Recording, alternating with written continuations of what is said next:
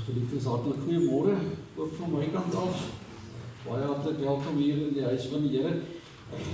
Ek het nou, ek weet nie of julle die slag gehoor het nie, maar ek kan nou letterlik sê, ek het die regte emmer geskop vanoggend toe ek hier op die breedste klim maak. Ek het nou een kant toe geskuif, ek glo nie ek gaan met meer as een keer wegkom met dit nie. Maar geliefdes, nee, ons sing uit die vlamliedere vanoggend, vlam. Daar's 'n vonk ook nog tussenin en in die erediens van ons gemeente sangmiddelliedere ook, maar ek het so 'n bietjie daarop gefokus.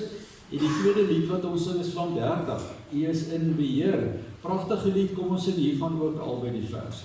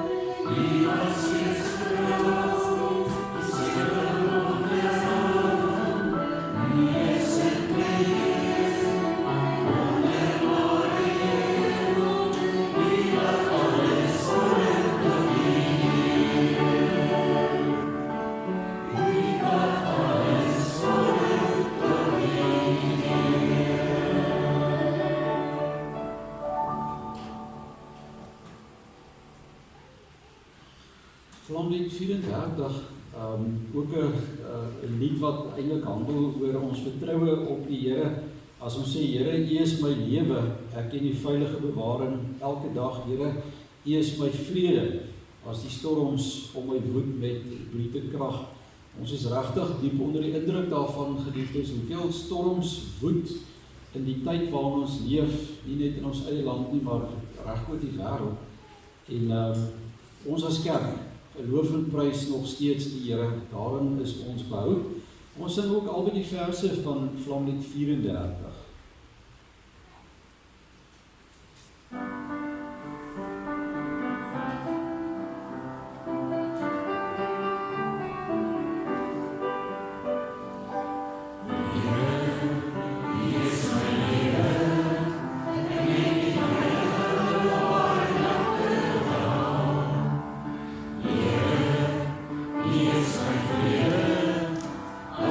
Storms on my good, make me cry.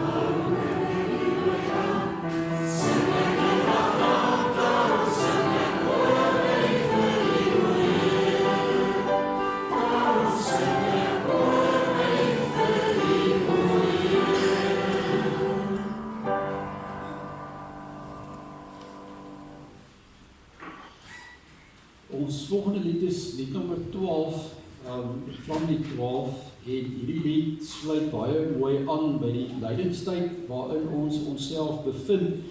En ons kyk veral na die laaste vers waar ons sing aan 'n kruis en in 'n graf van steen en leef en sterf verworpe en alleen. Kom ons kyk veral na die woorde as ons ook hierdie hele lied saam sing.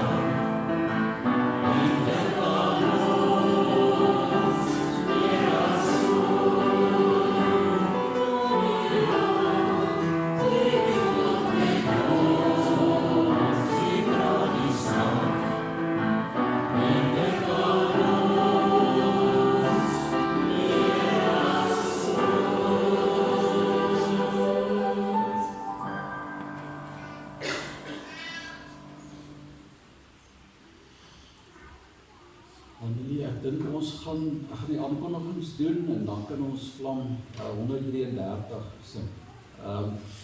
Geliefdes, ek wil weer eens baie hartlik welkom sê aan elkeen van die volgende hier in die huis van die Here. Ek merk ook by ons besoekers op vanoggend, Welma uit die Kaap en Manus, Dominee Manus en my kollega van die NWI. Het is baie lekker om julle te sien. En nog 'n kollega, Hannes, ek sien verjaar iemand vandag. Ja, niemand nie. Is dit maar net pa en ma se beurt om kos te maak. Maar welkom aan elkeen van julle. Dit is baie lekker om julle te sien en is hier nog ander besoekers by ons vanoggend wat ek nou miskyk nadat ek die emmer geskop het. Ja, as jy later ingekom het, sal ek die opskrif sien, leraarskop emmer en vertel gemeente self daarvan. Dit was dan ook die asblikkie wat ek geskop het toe opgeklim het. Maar baie hartlik welkom aan elkeen van julle ook in die besonder vanoggend, die kerkraadslede wat voorgestel word, hier by ons saam met julle familie. Ons sien ook uit daarna om dit nou te doen in ons erediens. Geliefdes dan, ons wat die aankondigings aanbetref, daar is op die oomblik sonstraaltjies by die skool en dan wil ek, voor ek het vergeet, net vra dat almal wat voorgestel word en ook die kerkraadslede wat dalk in die kerk is vanoggend en wat nie die konsistorie was nie, dat julle net by ons aansluit na die erediens asseblief in die konsistorie. En dit noem ek ook hier dan nou vir die gemeente, die bazaarlyste gaan vandag uit. So ons vra vriendelik dat die kerkraad dit kom neem. En dit is so geliefdes, as daar dalk nie iemand by jou uitkom nie, om welke rede ook al, kom ons het ook daardie gesindheid dat ons kom hulp aanbied vir die bazaar, of dat ons kom aanmeld, waar gaan ons help en so meer. Maar jy weet, dit is een van ons baie groot projekte elke jaar, en kom ons werk ook saam, die lyste gaan vandag uit, so kom ons net daarop, op die tweede blaadjie weet ek, is daar nou klomp goedjies geskryf oor die bazaar, wat ek nie alles hier gaan noem nie, maar gaan dit asseblief ook deur. Dan geliefdes, wil ek net graag 'n paar oomblikke stilstaan ook by ons gebedsversoeke. Jy sien hier 'n lang lys van persone waarvoor ons graag ook die voorbidding vra. Van hierdie persone lankal siek, ander onlangs deur operasies en ander ondergaan behandeling en sterk aan. En dan moet ek ongelukkig ook die naam bysit vanoggend van Antonio Faisal, wat gister tydens 'n rugbywedstryd in Potchefstroom 'n gesigbesering opgedoen het. Sy wangbeen is gebreek, maar daar's ook swelling op die brein, so dit is net maar 'n baie ernstige situasie, so kom ons dink ook aan die Faisal familie.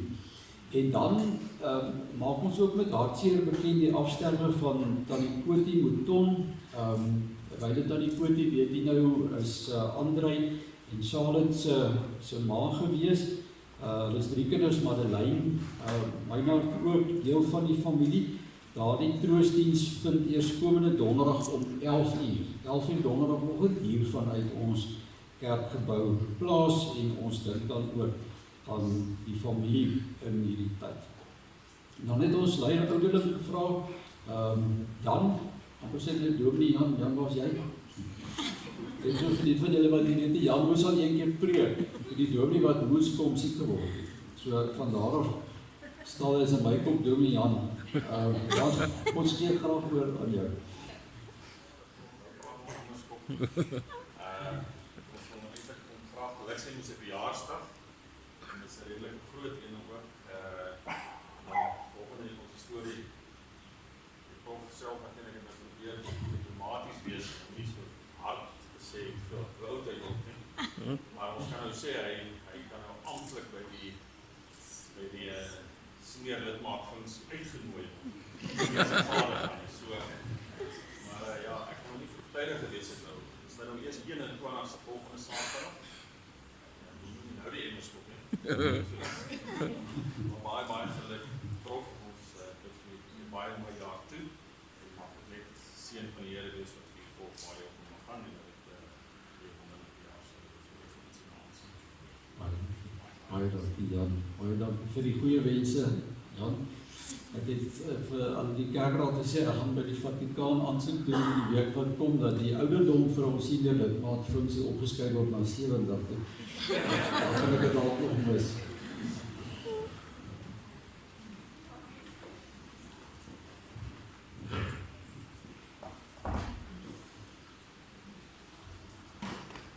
Ja, as julle my leesing kan julle van julle vir my oom sê. Geliefdes, ons gaan stil raak voor die Here en ons gaan luister na die foto, daarna ontvang jy ook die seën van die Here. Kom ons buig die hoofde, ons word 'n paar oomblikke stil. Daar is vir ons net een God, die Vader, uit wie alles is en vir wie ons lewe. en net een Here Jesus Christus, deur wie alles bestaan en deur wie ons lewe. Amen. Geliefdes, mag daar vir julle vanoggend genade, barmhartigheid en vrede wees, en dit kom van God ons Vader, die Seun Jesus Christus, en ook die kragvolle en die troostvolle werk van die Heilige Gees. As die Here ons so seën, geliefdes, kom ons antwoord die Here op hierdie seëngroet, en ons sing saam uit ons gemeente sangmiddel die 2, eer aan die Vader wat alles gemaak het, eer aan die Seun, ons verlosser en vriend. Kom ons sing dit staande tot eer van die Here.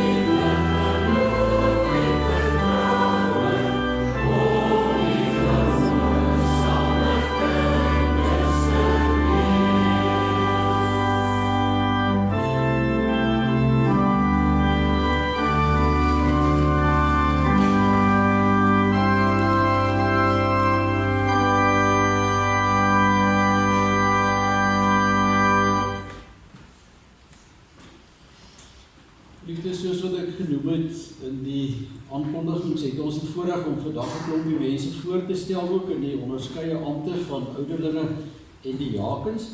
Ek gaan vra dat die volgende lidmate asseblief hier voor die kansel sal kom staan.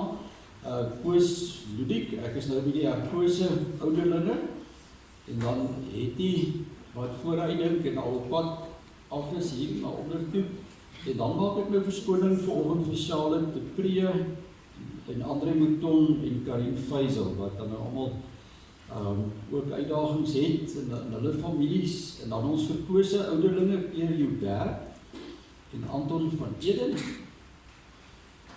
en dan herkose diaken Stefan van der Westhuizen, verkose diakens Janke Landman, Willie Rode, Launa van Eden en François van Leerde. Geliefdes, van die begin af, toe Jesus self nog op aarde was, en juist voordat hy opgevaar het weer terug na die hemel, het hy mense geroep om sy bediening op aarde voor te sit, en ons lees in die formulier die woord uit Johannes 20, waar die Here sê, soos die Vader my gestuur het, stuur ek julle ook. Die ampte, hoewel ons doodgewone mense in 'n gemeente is deel van die gawes wat die Here gee aan sy kerk, sodat hy sy gemeente daardeur in stand kan hou, maar ook die kerk kan uitbou hier op aarde.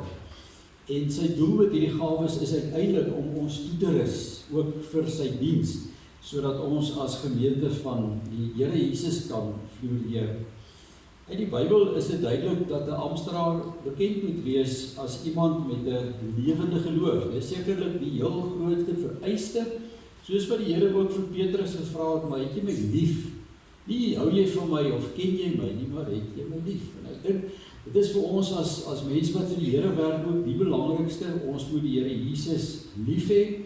Ons moet mense is wat bereid is om diens te doen, maar ons moet ook gewillig wees om te leer. Want ons leer altyd soos ons werk vir die Here meer uit sy genade en meer van sy plan vir die kerk hier op aarde. Nou in 'n gemeente werk dit so dat ons by 'n kerkraadsvergadering mense verkies, ons kondig die name vir 2 weke af en daarmee kry ons eintlik ook die instemming van die gemeente. Ons vra die voorbidding vir hierdie verkose persone, maar ons kry ook die instemming van die gemeente, dat u tevrede is dat hierdie mense ook juis as voorbeeld en as dienaars in die gemeente kom werk. En daarom is my voorreg om vandag vir julle ook in die ampt te bevestig. Nou, die ouderlinge dra in 'n besondere sin die verantwoordelikheid vir die opbou en die geestelike versorging van die gemeente. Julle moet toesien dat die gemeentelede hulle belydenis en lewenswandel gedra soos lidmate van die lewende kerk. Of as ek dit anders kan stel, ons moet lote wees wat werklik vrugte dra en daartoe moet die ouderlinge ons aanmoedig.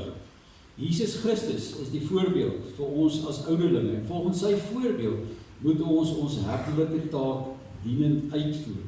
Dit sluit voorbidding in, tuisbesoeke, siekebesoeke, waarop julle of waardeur julle ook die lidmate vertroos en hulle bystaan en uiteindelik ook in hulle geloof versterk. Die onordelikes, hulle wat verdwyn het, hulle wat die kerk van die Here vergeet ook in hierdie tyd, moet ons eintlik maar in liefde gaan haal. Maar sê die formulier, ons moet ook na mekaar kyk, na mekaar se leer en lewe. En julle moet saam met die leraars waak oor die instandhouding van die erediens. Dit is nog altyd die ouderlinge se werk om toesig te hou oor die woordverkondiging binne die gemeente. Die diakens is geroep om in diens van Christus te staan. Die Nuwe Testament staan Jesus ook bekend as die diakonos. Dit beteken hy is eintlik die groot diensknegt gewees, die groot diaken waarop ons dienswerk geskoei is.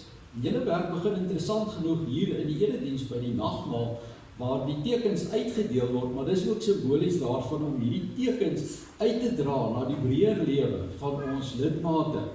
Ons praat baie keer ook in die liturgie van, daar is ook 'n liturgie vir die lewe. Die erediens is nie iets wat net hier in die erediens gebeur nie, maar dit gebeur eintlik ook in ons lewens. En dit is waar ons diakens dan 'n besondere diens gaan doen. Julle is verantwoordelik vir die insameling van die dankoffers, maar julle is ook verantwoordelik om te kyk dat die kerkraad dit met die regte verantwoordelikheid spandeer. En julle is uiteindelik ook, wanneer julle iemand besoek, verantwoordelik daarvoor, om mense net soos die ouderlinge geestelik by te staan en te bemoedig. Ek gaan dan nou vir julle die vrae lees. Ek gaan eers die vrae lees, die 4 vrae, en dan gaan ek geleentheid gee vir julle om daarop te antwoord. Is jy daarvan oortuig dat God self jou deur sy gemeente tot hierdie besondere diens geroep het? Aanvaar julle die Ou en die Nuwe Testament as die enigste onfeilbare woord van die Here en as die volkome leer van die verlossing en verwerp julle alles wat daarmee in stryd is? Beloof julle vanoggend om die ampt soos dit aan julle voorgehou is, volgens hierdie leer, met ander woorde, dit wat die woord ons leer en dit wat ons nou hoor oor die ampte, om hier volgens julle taak ook te vervul, en aanvaar julle ons wat hier rondom julle sit vanoggend, dat ons ook 'n medeverantwoordelikheid teenoor mekaar het, sodat ons geestelik aan die Here toegewy kan lewe. Ek gaan maar hier op my regterkant begin, Letty. Fransja? Koos? Janke? Pierre? Die, wil ek sê, die 2 van Edens, Anton? Launa? Stefan? Willie? Geliefdes, u het gehoor dat elkeen van hulle ook ja geantwoord het op die roepstem van die Here. En dit bly ook ons as gemeente se verantwoordelikheid om vir hulle te bid. Dit is interessant wanneer ons met die kerkraad gesels baie keer, om ook te hoor van hulle uitdagings, wat hulle as amptenare beleef in 'n gemeente. Dit is baie belangrik dat ons aan hulle ook dink, dat die Here vir hulle in hierdie werk sal seën. Ek gaan nou vra dat Rudy Elisabeth saam met my gaan loop, en dan ook Stefan, jy is nou hier vandag, het jy in jou plek aangewys? Rudy, dat Rudy ook saam sal stap, en dan het ek ook vir Willem gevra, of hy vanoggend saam sal loop, want ons het nou iets kosbaars hier vanoggend, ons het nou 3 geslagte, die kerkraad, oupa Koos en Janke en pa Willem. So dit is iets baie besonders, en ons het nou man en vrou wat saam ook hier voor staan, en Peer, jou vrou is met die vorige geleentheid, is sy ook op die kerkraad bevestig.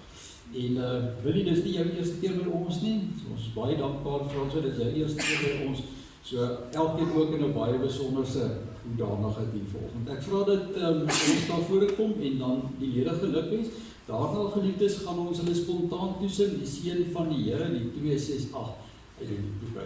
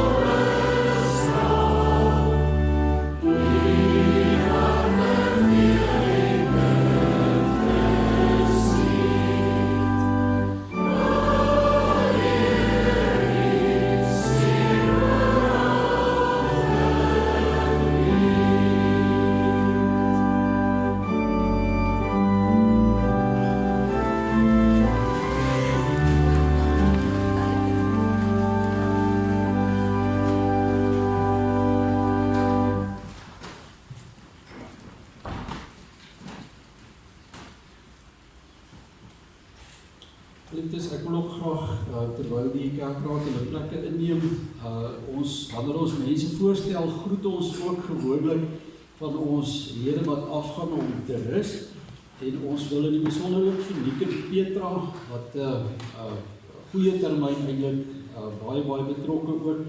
Hulle sit hulle betrokkenheid voor, op hierdie stadium gaan hulle net 'n bietjie rus ook vir die kerkraad, en dan die voorverkoop is dit Elsie, wat ook saam met termyn gedien het, maar baie dankie, ek weet julle is nog steeds bedrywig, dis maar net, julle gaan 'n bietjie rus vir die kerkraadswerk. Dit is so, mense word eintlik aangestel vir 'n periode van 2 jaar, maar by ons bly dit maar so, mense bly gelukkig, bereik maar een of ander tyd, moet die mense ook bietjie gaan rus, so ons sê vir julle dankie, en geniet die rusie, asseblief. Geliefdes, ons gaan die woord van die Here oopmaak vanoggend uit Matteus, of by Matteus 26 en 27. En ek wil terwyl as jy gaan volg in 'n fisiese Bybel voor jy, of dalk op die selfoon, wil ek tog vra, Matteus 26, is 'n absolute sleutelhoofstuk, ook veral as ons nou in die lydenstyd stil staan, by die lydensweg van ons Here Jesus, so ook 27, maar dit is so geskryf, dat daar elke keer in die verskillende onderafdelings van hierdie hoofstukke is daar verskeie verhale wat eintlik in een vloei. Ek moet nou vanoggend, ongelukkig as gevolg van die tyd, kan ek net grepe lees uit hierdie gedeelte, om dit ook bevatlik te maak. So ek gaan vir u lei, soos wat ons deurgaan. Ons gaan lees Matteus 26 hier vanaf die eerste vers, en dan sal ek vir u beduie soos ons aangaan uit hierdie twee hoofstukke uit. Maar voordat ons dit doen, geliefdes, terwyl ons so sit met die woord van die Here, kom ons raak 'n paar oomblikke stil en ons vra die Here se seën. Here, baie dankie vir 'n wonderlike geleentheid waar ons vanoggend by mekaar kan wees. Here, dit is so 'n groot vreugde om saam met geliefdes, broers en susters, werklik 'n eie familie ook hier te wees in u huis. Here, dankie dat ons eintlik opgewonde kan wees vanoggend toe ons gesing het en toe ons nou mense afgesonder het in u diens. Dankie Here dat ons deel kan wees van 'n lewende gemeente, gelowiges waardeur u werk en ook wys wie u is hier op aarde vir 'n gebroke wêreld. Here, dankie dat mense vir u kan sien in u kerk. En dankie dat ons deel kan wees van u grootse werk in 'n gebroke en 'n stikkende wêreld. Here, maar bo alles dankie ook vanoggend dat ons die woord het om met mekaar te kan deel. En Vader, ons is werklik ook in afwagting in hierdie oomblikke om te luister na u woord. Maar dan bid ek ook, Here, gee vir ons die genade om in te neem dit wat ons hier hoor. As ons lees en ook as ons saam hierdie woord gaan oordink binne die groter konteks van die lydenstyd, dan bid ons om genade. Uiteindelik, Here, die genade van gehoorsaamheid, die genade van bereidwilligheid en die van keuse, sodat hierdie woord nie leeg na u toe sal terugkeer nie, maar dat die woord vanoggend sal doen dit waarvoor u dit gestuur het. En dit bid ons in 'n diepe, kinderlike afhanklikheid in die naam van Christus Jesus ons Here. Amen. Ons begin dan lees Matteus 26 hier vanaf die eerste vers. Nadat Jesus oor al hierdie dinge klaar gepraat het, het hy vir sy disippels gesê: "Julle weet dat dit oor 2 dae Paasfees is. Dan word die Seun van die mens oorgelewer om gekruisig te word." In daardie tyd het die priesterhoofde en die familiehoofde van die volk bymekaar gekom in die woning van Kajafas, die hoëpriester. Hulle het daar saam planne gemaak om Jesus op 'n slinkse manier gevange te neem en dood te maak. Hulle het egter gesê, nie op die fees nie, sodat daar nie oproer onder die volk kom nie. Dan gaan ons nou vra dat u maar die oog laat afgaan na vers 14 toe. Toe het een van die 12 disippels, die een wat Judas Iskariot genoem is, na die priesterhoofde toe gegaan en gesê: "Wat sal julle my gee, as ek sorg dat Jesus in julle hande kom?" Hulle het hom toe 30 silwermuntstukke betaal.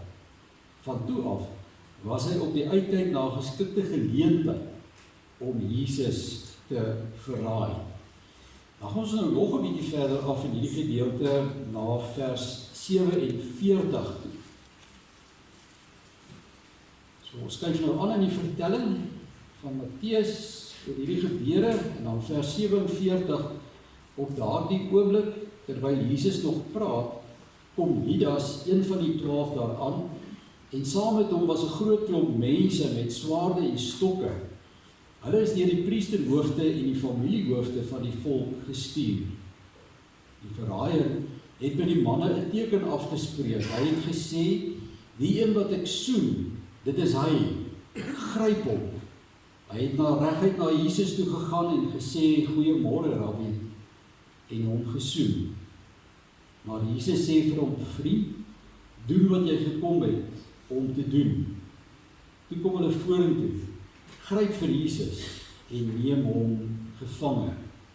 En nou gaan ons omblaai na hoofstuk 27, Matteus 27, en daar gaan ons kort gedeelte lees uit die begin vanaf vers 3 tot daar aan die einde van vers 10. Toe Judas die verraaier sien dat Jesus tot die dood veroordeel is, het hy spyt gekry. Hy het die 30 silwer muntstukke teruggebring na die priesterhoofde en die familiehoofde toe en vir hulle gesê, ek het gesondig, ek het 'n onskuldige man verraai. Maar hulle antwoord, wat het ons daarmee te doen? Dit is jou saak.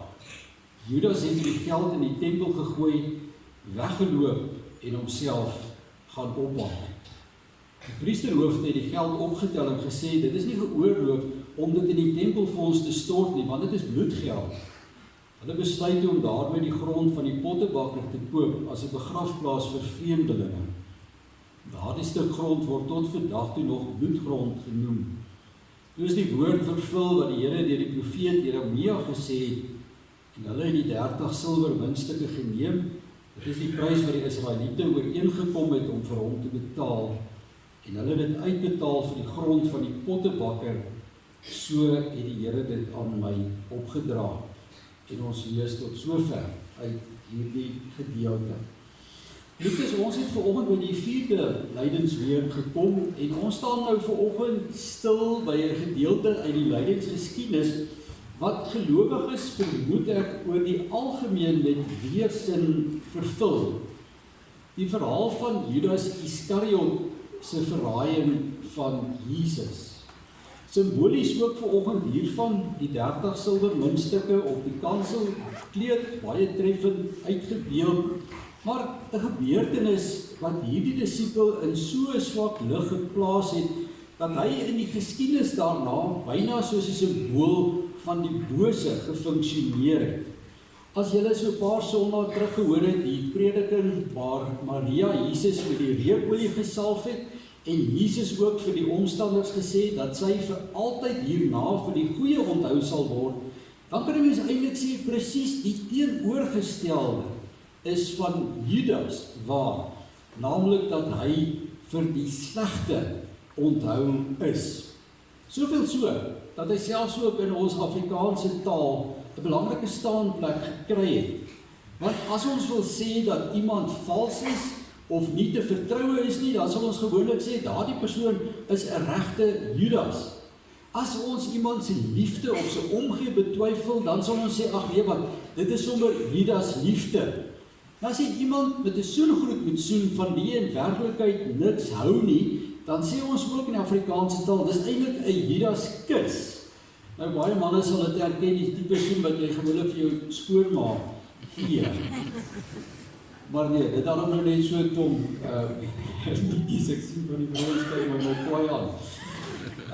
Maar nog iets geliefdes, interessant genoeg waaruit die weerstand teen Judas blyk, is dat ek het nou baie daaroor nagedink, dat ek vanoggend niemand ken met die naam van Judas nie. En ek het nou teruggedink aan my bediening ook, ek het nog nooit 'n baba gedoop met die naam Judas nie, en ek het nog nooit iemand getrou wat die naam Judas het nie. En ek wil eintlik vir julle vra, ken julle vanoggend iemand met die naam Judas?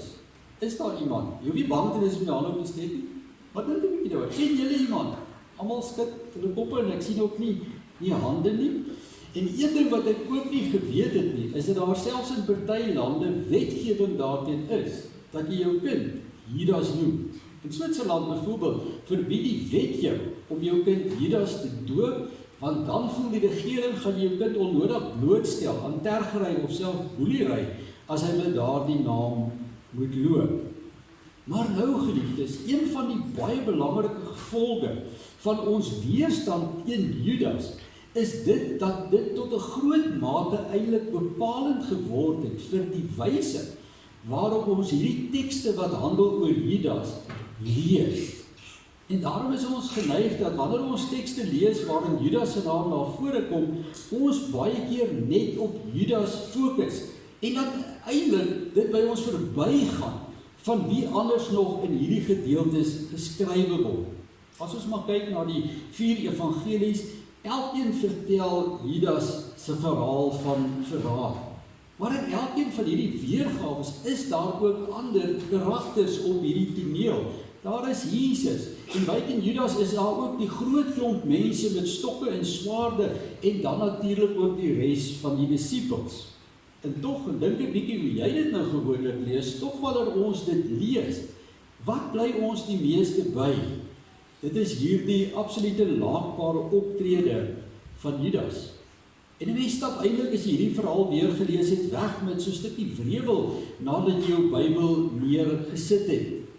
Maar ek wou vanoggend baie graag 'n bietjie moeite doen dat ons op die 2 hoofkarakters in hierdie gedeelte sal fokus, naamlik op Judas en Jesus. Want alhoewel daar ook 2 ander groepe hierby betrokke is, wat ook 'n belangrike rol speel in hierdie konteks, was dit veral Judas en Jesus se optrede, wat uiteindelik die boodskap van hierdie gedeelte bepaal. Want in hierdie geskiedenis, geliefdes, is daar ook 'n baie belangrike boodskap. Dit gaan nie net daaroor, en dit staan nie net in die Bybel om jou eintlik kwaad te maak en om jou met wrevel teenoor Judas se optrede te vervul nie. Hierdie is uiteindelik die verhaal van Judas en Jesus. En uiteindelik plaas hierdie verhaal, as ons dit gelees het, ons voor 'n keuse, Judas of Jesus.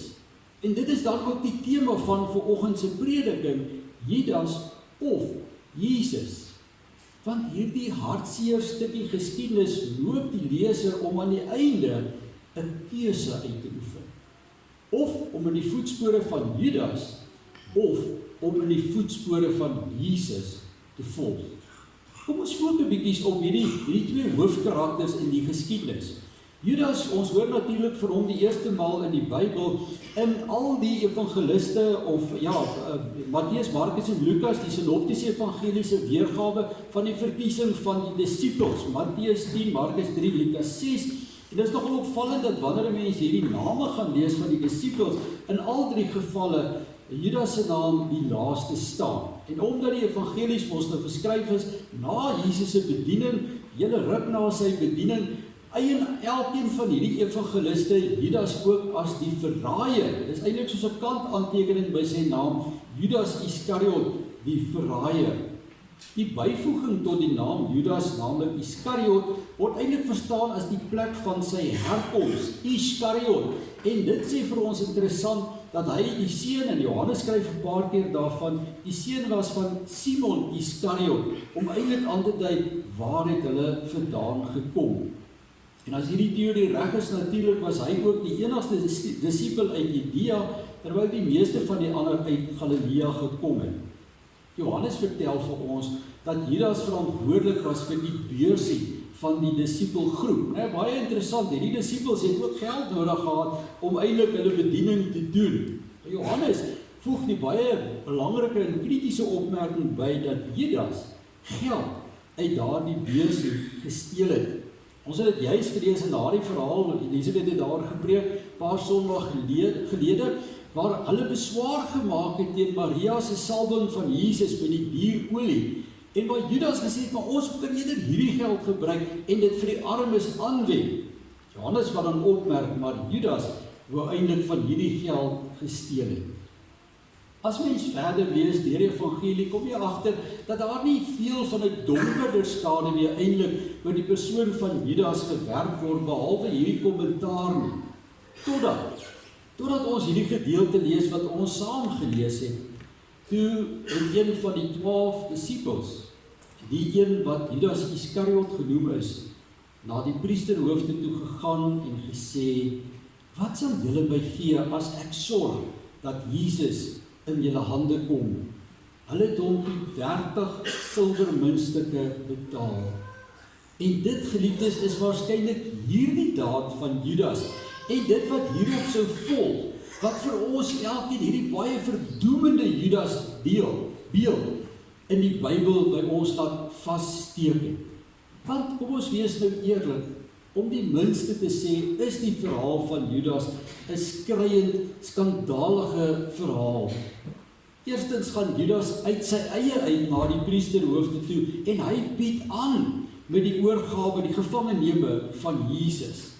En die kerklike tradisie sê vir ons, maar daar is baie motiewe dalk vir sy optrede gewees. Die eerste een, die voorhandliggende een, was waarskynlik gierigheid, want sy eerste vraag is, maar wat gaan julle my gee, as ek vir Jesus oorlewe? Party tradisie sê, hy was kwaad gewees oor Jesus se teregwysing oor die nardesolie gewees, want direk na hierdie gebeure, gaan hy ook na die leiers van die volk. Lukas sê natuurlik vir ons, die duiwel het in Judas ingevaar, want hy skryf dit, Lukas 22 vers 3, die Satan het in Judas Iskariot ingevaar, die een wat een van die 12 was. En Johannes skryf ook, nadat hy 'n stukkie brood geneem het die Satan in hom ingevaar, en toe sê Jesus vir hom, doen wat jy wil doen, en doen dit baie gou. Maar Judas verhaal, geliefdes, is eintlik ook skreiend, omdat hy bereid was om die Here Jesus vir slegs 30 silwermuntstukke uit te lewer. Volgens uitleggers is dit dieselfde bedrag geld wat in die Ou Testamentiese tyd voorgeskryf was as jou bees dalk een van jou slawe om die lewe gebring het. Dan moes jy vir daardie slaaf se eienaar 30 silwermuntstukke uitbetaal. Jy kan dit gaan lees in Eksodus 21 vers 32. Die punt van die vergelyking is egter dit, en hoe wreed dit ook al is om dit te sê, slawe was in daardie tyd nie veel geldwaarde gehad nie. In monetêre waarde gemeet was daar nie veel vir 'n slaaf betaal nie. En as hy die priesterhoofde vir Jesus sê, ja, ons bied jou 30 silwermuntstukke aan, dan stry Judas nie eers met hulle nie. Hy is bereid om vir 'n karige 30 silwermuntstukke sy rabbi en meester oor te gee aan die vyand. Maar hierdie is natuurlik ook 'n skreiende verhaal. As ons kyk na die wyse waarop Jesus deur Judas geïdentifiseer word, naamlik met 'n soen. Ons het gelees daar in vers 48. Die verraaier het met die manne 'n teken afgespreek. Hy het gesê, die een wat ek soen, dit is hy. Gryp hom. Hy het reguit na Jesus toe gegaan en gesê, goeiemôre rabbi, en hom gesoen. In daardie tyd, geliefdes, was 'n soen gereserveer gewees vir familie, vir naby vriende en vir mense vir wie jy baie respek gehad het. Jesus se verbasing wat ons lees in Lukas 22 oor hierdie soen wat Judas hom gee, is daarom baie veelzeggend as hy sê, Judas, verraai jy die seun van die mens met 'n soen? Dit was eintlik 'n stuk bitter ironie. Dit was 'n tasbare uitdrukking gewees van Judas se valsheid om die Here te laat uitken in daardie donker tuin van Getsemane met 'n soen. Maar ek dink, geliefdes, die vierde ding en vir my eie verstaan van hierdie verhaal, die ergste van alles, wat hierdie so 'n skreiende verhaal maak, is dit as jy mooi daaroor nadink, hierdie optrede van Judas nie onontbeerlik was om die heilsgeskiedenis te laat uitspeel nie. En al word dit nie hier in soveel woorde gesê nie, is dit so, dat niks die priesterhoofde en die leiers van die volk van hulle voorneme sou laat afsien om die Here Jesus dood te maak nie. Hulle kon dit doen goedskiks sonder Judas se hulp. Judas se hele verraad was geleë in 'n baie praktiese uitdrukking dat hy die Here Jesus moes identifiseer in daardie donker tuin van Getsemane, want dit was aand. Dit was donker, en hierdie skare wat aangekom het om die Here Jesus gevange te neem, het waarskynlik nie geweet eers hoe Jesus lyk nie. Dit het baie gehelp om iemand in die binnekring te hê wat daarom kon sê, maar dit is die regte persoon wat julle moet vang. Dis ook die woord wat hier gebruik word vir verraad of vir verraaier, paradidomai, die Griekse woord, en dit beteken dat jy iemand uitgee, oorgee, uitken of uitlewe, uiteindelik om ontrou of ongehoorsaam aan iemand naby jou te wees.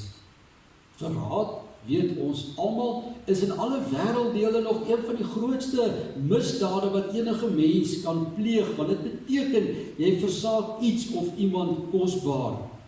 Maar die punt is, geliefdes, daar was baie ander maniere gewees waarop hierdie groep met die stokke en swaarde die Here Jesus kon uitken. Ek is baie seker, as ek kyk na die Here se optrede hier, dat as hulle net gevra het, wie van julle is Jesus, sou Jesus self na vore gekom en gesê het, hier is ek, neem my in gevange.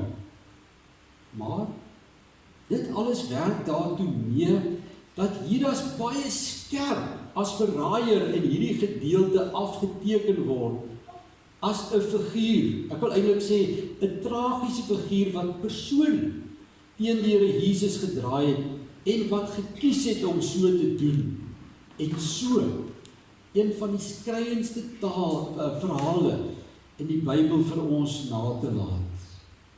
Wat terloops, ek maak dan net so kant aantekening hier, wat by baie gelowiges die vraag laat ontstaan, of Judas in al hierdie dinge wel 'n keuse gehad het.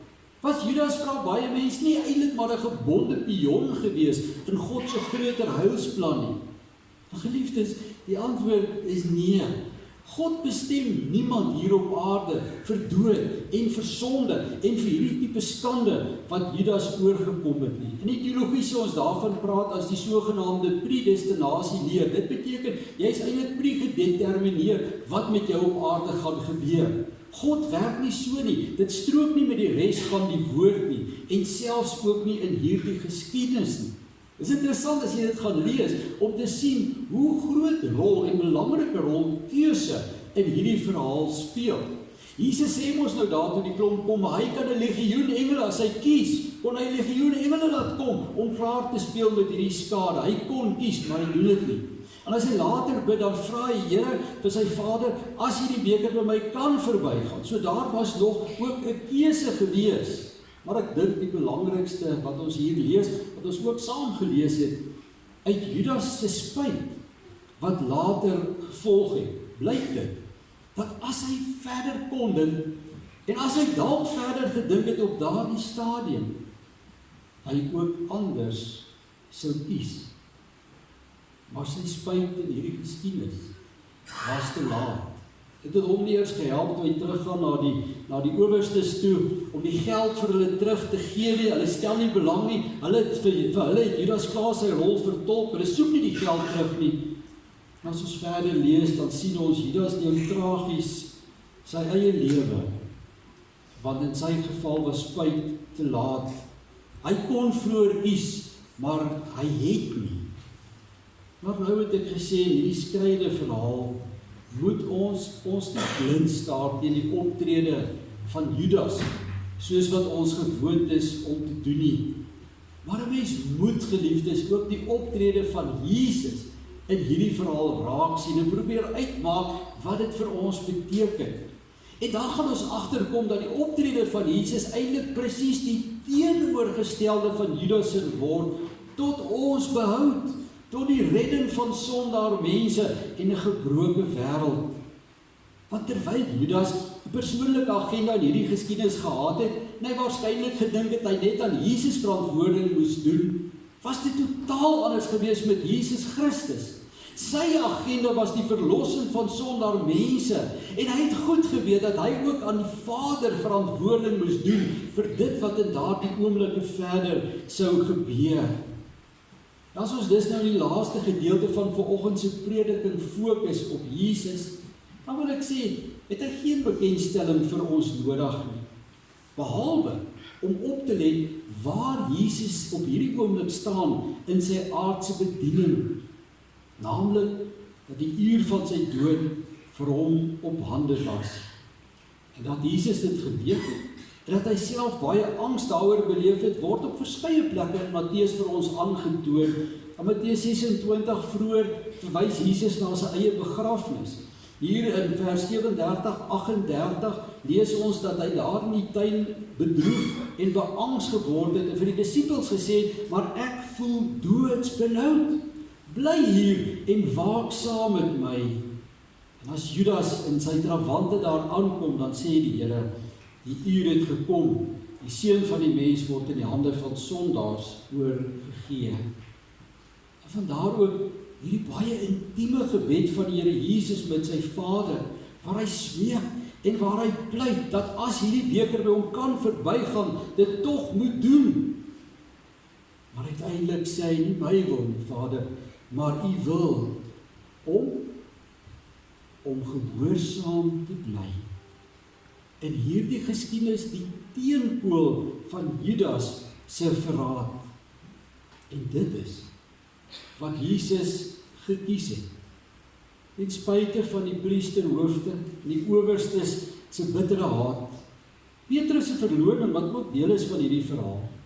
Judas se baie goedkoop verraad en die res van die disippels wat uiteindelik letterlik weggehardloop het en ten spyte van sy angs vir die dood. Nogtans nie my wil nie, maar u wil, Vader. Geliefdes, as ek nou vanoggend kan sê, as iets ons van hierdie verhaal moet raak, dan moet dit Jesus se optrede in hierdie geskiedenis wees. Ons moet ons nie blind staar teen Judas se laakbare verraad nie. Ons moet eerder diep geraak word deur Jesus Christus se getrouheid. Die feit dat hy gekies het om nie sy roeping te verraai nie, sodat ons in hierdie tyd in die Christelike kerk juis ons verlossing kan vier en dit opnuut kan aangryp. En dit is hoekom ek die tema van vanoggend se preek gemaak het, Judas of Jesus. Want as jy hierdie verhaal hoor vanoggend, my geliefde, dan staan ons voor 'n keuse. Hier op aarde kan jy wees soos Judas of soos Jesus. Jy kan soos Judas oral teen God se wil ingaan, of jy kan in die wil van die Vader bly, soos wat Jesus gedoen het. Maar een ding is baie duidelik, en een ding moet ons baie mooi verstaan vandag. Dit is onmoontlik om beide te doen. Dit is onmoontlik om Judas en Jesus te wees. Hoe ironies is dit nie, hoe hard ons daarmee probeer, Maandag tot Saterdag soos 'n Judas, Sondag soos Jesus. In die kleinste dinge moet ons besluit, geliefdes, gaan ons die Here Jesus verraai of gaan ons getrou bly aan die wil van die Vader? Waarmee jy jou tyd deurbring, hoe jy optree in 'n situasie van versoeking, hoe jy praat oor ander mense, wat jy dink, wat jy uiteindelik doen, die keuses wat ons maak vir die Here of teen die Here, in elke ding moet ons dit onthou. Hierdie verhaal sê jy kan of soos 'n Judas wees of soos Jesus. My gebed is net dit, mag ons die genade ontvang om altyd vir Jesus te kies. Amen. Ons sit so dan, met ons saam. Dierbare Here, baie dankie vir u kosbare woord. Baie dankie Here vir die manier waarop hierdie verhaal die leser ook aangryp. Ons almal ken hierdie verhaal, maar wat ons die meeste daarvan onthou is gewoonlik Judas se optrede. Terwyl die evangelie in hierdie gedeelte u optrede is. Die feit, Here, dat u getrou gebly het. Die feit dat u nie sonder mense of die Vader verraai het nie, maar dat u getrou gebly het tot in die dood. Here, hier in die lydenstyd wat ons as Christelike kerk herdenk, die lydenspad waarop ons vir u volg deur u woord. Ja, Here, dankie daarvoor. Dankie dat ons dit kan vier, omdat u getrou was, maar dat u ook in hierdie oomblikke getrou is. En Here, as ons teruggaan na ons huise, help ons om te onthou dat in elke situasie waar ons kom, van die kleinste tot die grootste dinge, ons eintlik maar net een van twee keuses het. Of om soos u getrou te wees, of soos u Judas ontrou. Ag Here, vergewe ons, waar ons as mense baie keer die Judas weg volg, Gee vir ons genade, Here, om U te gehoorsaam. Gee vir ons ook genade, Here, om te gaan regmaak daar waar ons dalk soos 'n Judas opgetree het teenoor ander. Begenadig ons met gehoorsaamheid. Dat ons as gemeente, dat ons as kerk, dat ons as individue in U voetspoor kan volg. Dankie ook vir die Gees wat in ons werk, wat ons bereidwillig maak en wat ons in staat stel daartoe om U wil te doen. Here, seën ons daarin en mag die wêreld in ons ook U erken. Dit bid ons, Here, in afhanklikheid in U wonderlike naam. Amen. Kom ons vereer die Here met 'n offergawe.